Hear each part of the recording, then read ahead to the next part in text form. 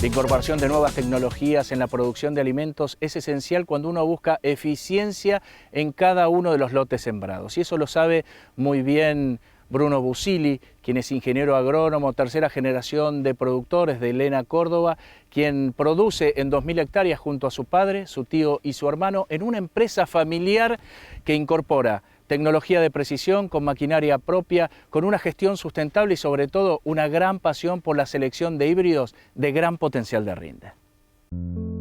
Hace 60 años y con espíritu emprendedor, la familia Busili comenzó su empresa ganadera en los suelos heterogéneos y fértiles de Helena, Córdoba.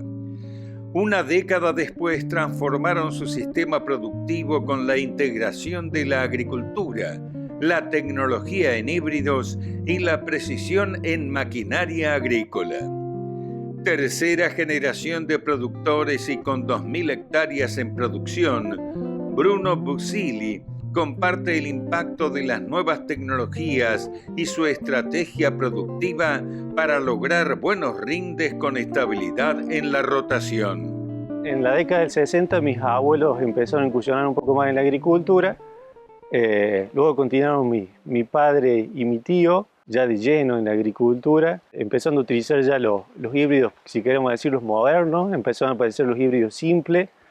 Ellos recuerdan que el primer híbrido que se sembraron simple fue el 2F10 de Decal, que justamente este año en la Expo estaba. En la primera siembra ellos cuentan que a la competencia fue abismal la diferencia que le sacó. Casi que en esa época empezamos a usar la espiga alada como híbrido. Luego, bueno, ya en la década del 90 y en los 2000, incursionamos más de lleno en todos estos híbridos modernos. Apareció la tecnología RR en maíz, que fue otra solución que tuvimos, fuerte. Igual luego, bueno, fue apareciendo la agricultura por ambientes, que empezó a mejorar mucho. Por ejemplo, en nuestra zona tenemos muchas diferencias en el relieve, un relieve ondulado. Entonces siempre mantenemos diferentes rindes adentro del lote. La agricultura por ambiente nos permitió optimizar el uso de semillas y tal vez lograr algunos techos de rendimiento un poquito más altos. ¿Cómo fueron los primeros pasos con la agricultura de precisión y sobre todo el avance a la ambientación y la digitalización de los lotes? Cuando comenzamos con la agricultura de precisión o por ambientes,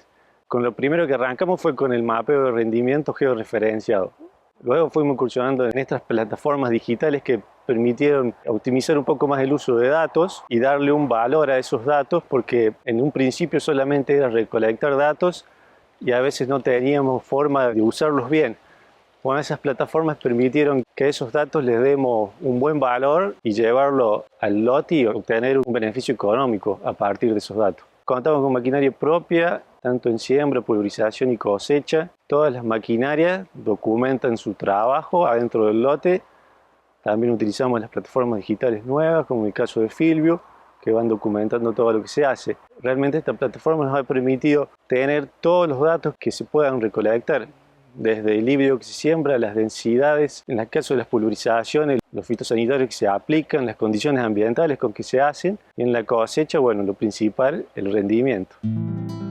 En plena trilla de maíz, Bruno Busili comparte el manejo de variedades elite de soja y maíz que le permiten alcanzar buenos resultados esta campaña.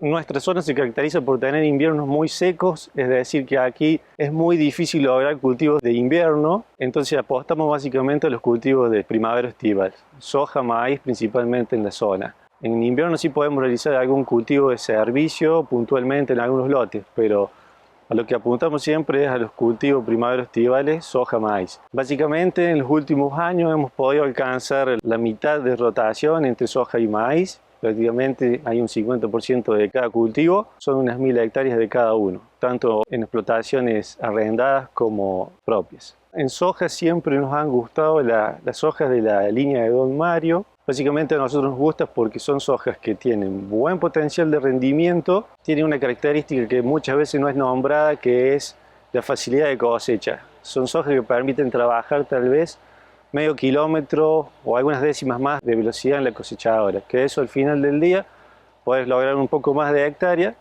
Y en nuestra zona nunca estamos ajenos a alguna tormenta de granizo, que nos ha pasado muchas veces estar cosechando y que venga una tormenta. Así que una soja que te permita trabajar más horas por día tiene ese beneficio. En los últimos años venimos utilizando la soja Don Mario 46R18, empezamos a utilizar también 46I20, 40R16 y la última lanzada 40R21. Los resultados que obtuvimos este año en soja fueron bastante buenos a pesar del año que tuvimos.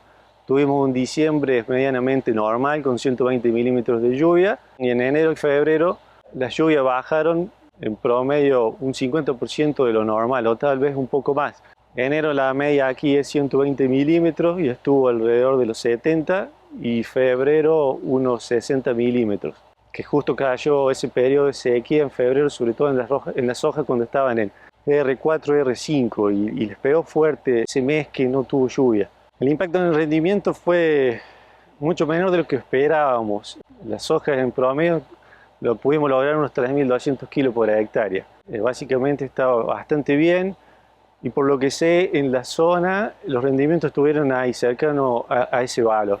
Y en esta zona y a lo largo de los 60 años, ¿cuáles son los parámetros de selección de híbridos de maíz para alcanzar rinde y estabilidad en la rotación? Nosotros en cuanto a maíz, a la hora de elegir un híbrido, siempre lo que tenemos en cuenta, lo primero es resistencia a mal de río cuarto.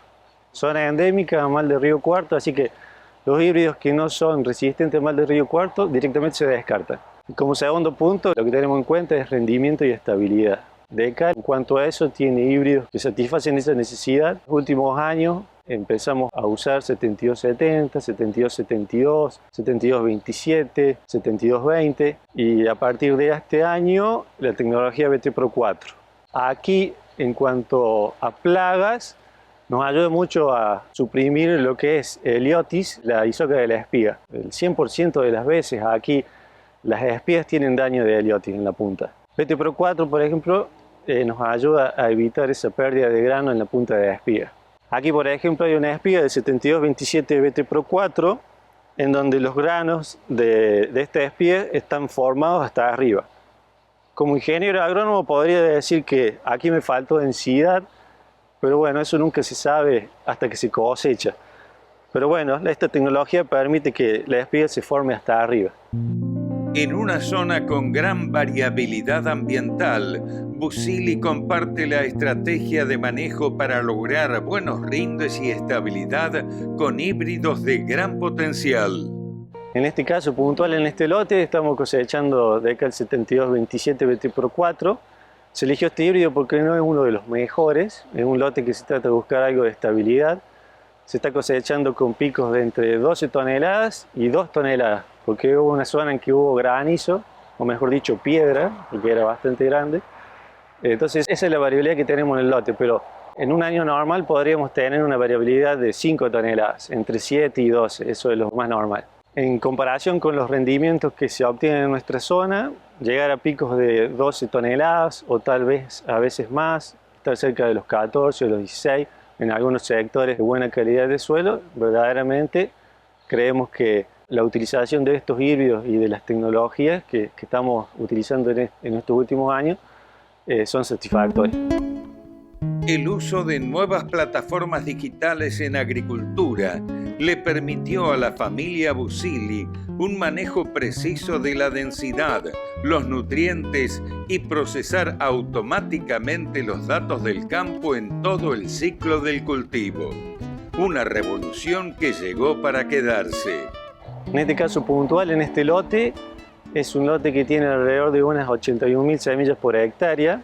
Está un poco por encima de lo que usamos a nivel zonal, pero bueno, es un lote que está destinado a realizar algunos ensayos en cuanto a modelo de simulación de nitrógeno y también aquí en nuestra espalda tenemos el FTN, que es el viejo ensayo comparativo de híbridos. Se ha utilizado como herbicidas preemergente amicarbazone con acetoclor y en postemergencia tiene atracina más glifosato, que bueno, para el control de yuyo colorado siempre en postemergencia por lo general se usa esa mezcla de atracina con glifosato y en algunos casos se le agrega algún otro producto más para terminar de controlarlo bien.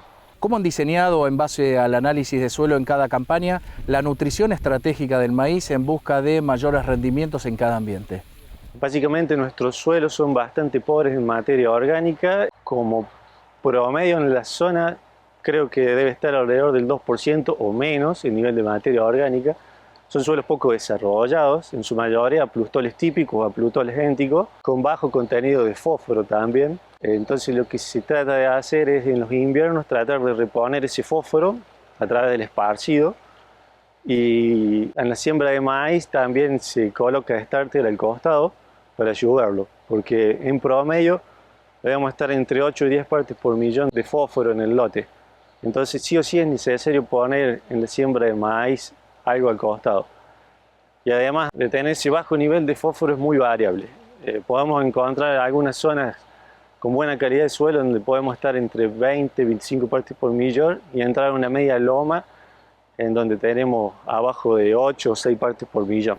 ¿Con qué programas, ensayos y sobre todo modelos están ajustando la dosis de nitrógeno variable en un escenario tan heterogéneo? Nitrógeno también de la misma manera que fósforo se realiza de forma variable en el lote, sobre todo porque los techos de rendimiento a nivel lote son distintos de acuerdo a cada área o cada ambiente, entonces el nitrógeno sí o sí se hace de manera variable. Y bueno, y en los últimos tiempos lo que estamos tratando de investigar es acertarle a la dosis óptima de nitrógeno para encontrar los mayores rendimientos. Y junto con Bayer estamos trabajando en modelos de simulación para tratar de determinar cuál modelo se puede ajustar mejor a cada año y a cada híbrido. Aún los datos de nitrógeno no están procesados, pero bueno, a priori se puede decir que la respuesta a nitrógeno este año estuvo alrededor de los 2.000 kilos entre fertilizar y no. Y bueno, esa era una creencia tal vez vieja, que en los años secos no había que fertilizar, pero sí hay que hacerlo tal vez porque las respuestas de rendimiento a N siempre están. Mejorar la materia orgánica del suelo con cultivos de cobertura y disminuir las emisiones con un manejo sustentable es el desafío del proyecto Procarbono que implementó la familia Busili en su sistema productivo. Hace poquito nos invitaron a formar parte de este proyecto Procarbono que lleva adelante Bayer.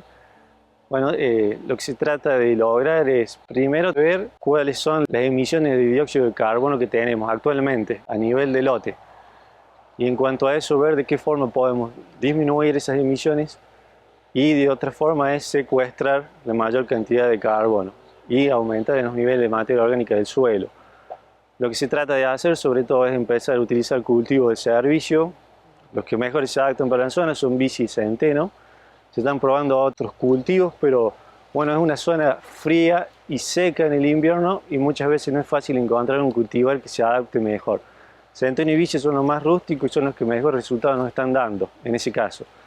Y bueno, y la otra pata es tratar de disminuir un poco el uso de fertilizantes químicos, que tal vez es el que desbalancea la ecuación un poco más en el caso de carbono. ¿Tienen cuantificada la evolución del sistema con el uso de estas nuevas tecnologías y los datos que generan metro a metro? Todas estas tecnologías nos permiten ir mejorando de a poco. Los saltos a veces no son muy grandes y hay que darle tiempo porque hay que ir ensayándolo de año a año. Las cosas que son útiles para este año tal vez no lo sean para el próximo.